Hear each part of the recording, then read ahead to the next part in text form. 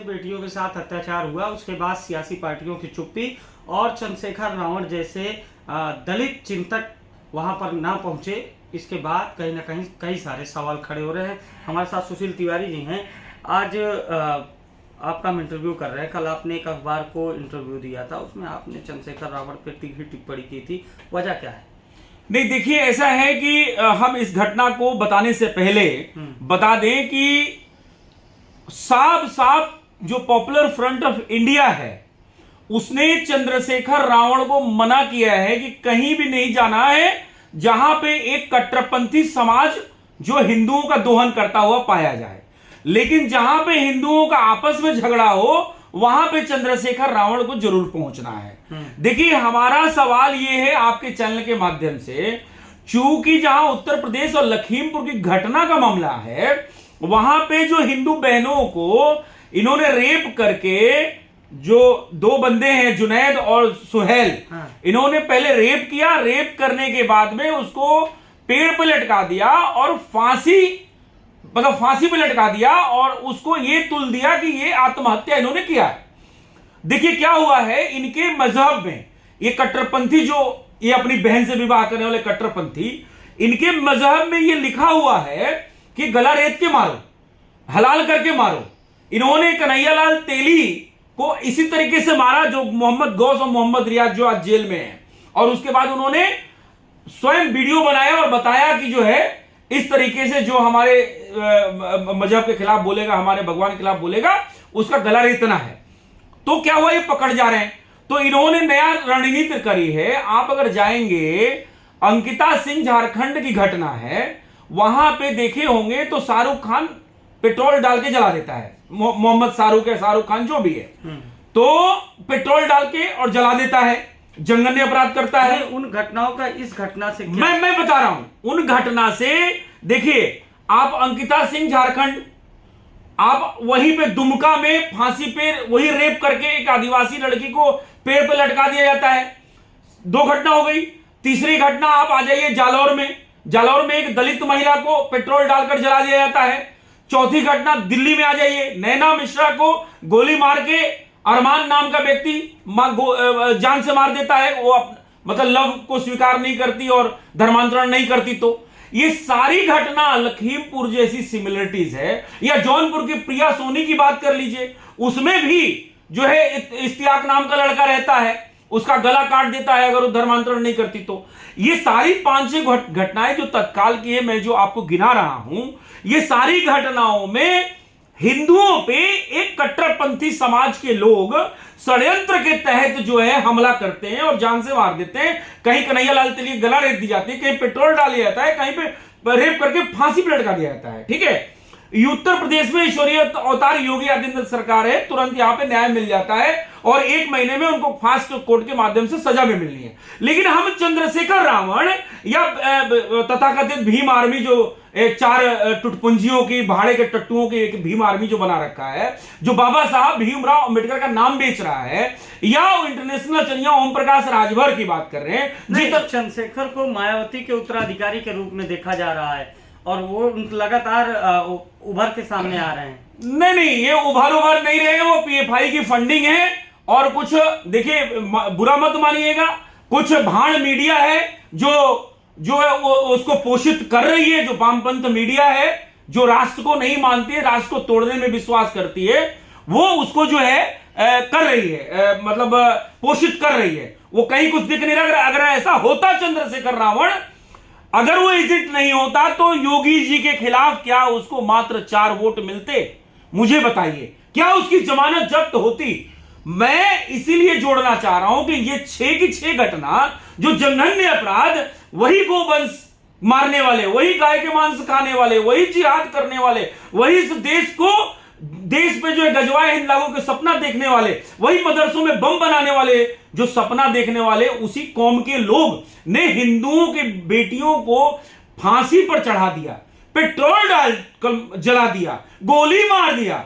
इतनी घटनाओं में चंद्रशेखर रावण हो, नीतीश कुमार हो जो मुख्यमंत्री है अभी, तत्कालीन मुख्यमंत्री, या पूर्व मुख्यमंत्री जीतन राम मांझी हो, या बामन मेश्राम हो जो वामसेव का अध्यक्ष है, एक वामसेव राजनीतिक पार्टी है, आप जानते हो गुजरात में काफी एक्टिव है।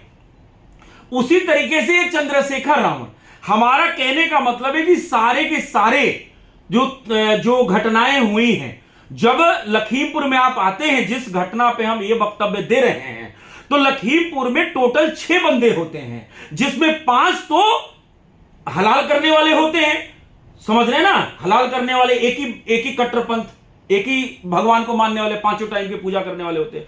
लेकिन एक उसमें भीम आर्मी का एजेंट होता है, एक कहने के लिए दलित है लेकिन वो भीम आर्मी का एजेंट होता है, उसको भी पुलिस ने, आप समझिए, यहां तो योगी जी की करवाई है।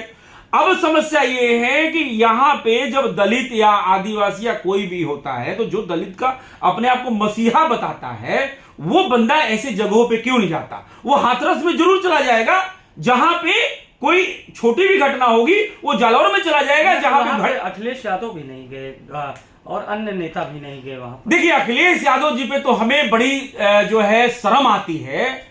आपको पता होगा, अर्थला गांव है यादवों का, ठीक है, यही उत्तर प्रदेश में अर्थला गांव है, वो पूरी तरीके से यदुवंशों का गांव था, हजारों हजार वहां पे यादव थे, लेकिन वहां पे यही कट्टरपंथी अपनी जनसंख्या बढ़ाते गए और यादवों को कन्वर्ट करते गए, और जो बाहुबली यादव या समृद्ध यादव बचा, उनकी बहु बेटियों को रेप करते हैं वहां पे, और आधा से अधिक यादव वहां से छोड़ के गांव पलायन करके दूसरे गांव चले गए। वहां अखिलेश यादव नहीं गए।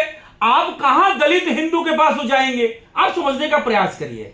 देखिए, चंद्रशेखर रावण का एक एजेंडा है, पीएफआई से जो पैसा उसको इंस्टॉलमेंट में मिलता है, उसका एजेंडा है कि हिंदुओं को किस तरीके से हम जाति पाति में बांटें।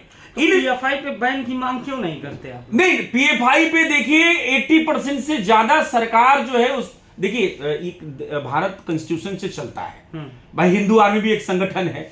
आप कल को बैन की मांग करें, हमको तुरंत बंद कर दिया, ऐसा नहीं होगा। तमाम उसके लिए साक्ष्य की जरूरत होती है, और एक साक्ष्य नहीं, हजारों साक्ष्य मिले हैं। इसके पहले सिमी का ही दूसरा रूप है। सिमी पे ऑलरेडी जो है आज तक प्रतिबंध है, अब सिमी पे प्रतिबंधों के दिन नया पीएफआई बना लिया है। तो नेचुरल सी बात है कि आज सरकारी सिस्टम में भी जो गद्दार बैठे हुए हैं, उनके सामने एक नहीं हजारों साक्ष्य देने पड़ेंगे।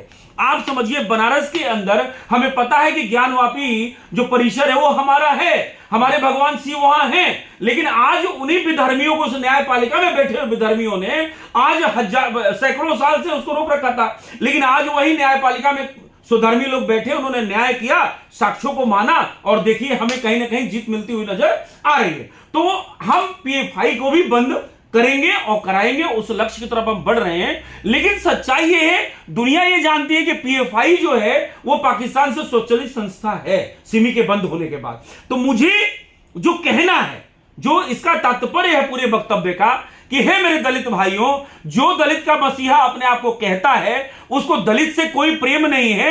दलित हमारा जो हिंदू भाई है, उससे कोई उसको प्रेम नहीं है। उसको असल में अपनी पीएफआई का जो वो पैसा लेता है, उस पैसे में उसको गुलामी करनी है, ये वक्तव्य है। इसलिए हिंदुओं को जगाना है आपके माध्यम से। चूंकि उत्तर प्रदेश है, तो क्या उत्तर प्रदेश के मुख्यमंत्री ने जिस तरीके से फास्ट ट्रैक कोर्ट के माध्यम से 1 महीने में इसमें फैसला सुनाने का काम जो है घोषणा करी है, क्या और राज्यों में ऐसा हो सकता है?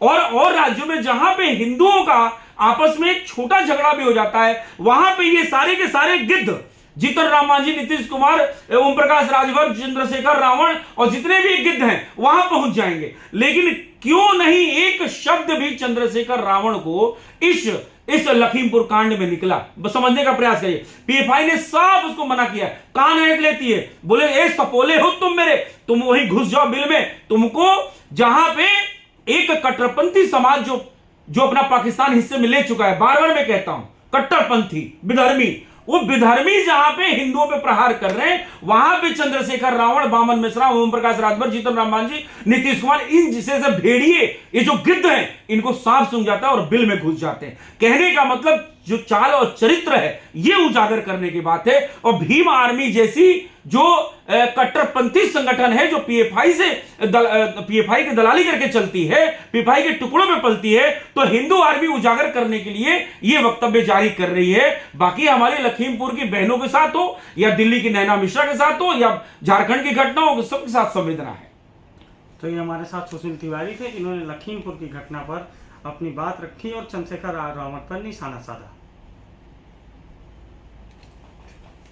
हम देख रहे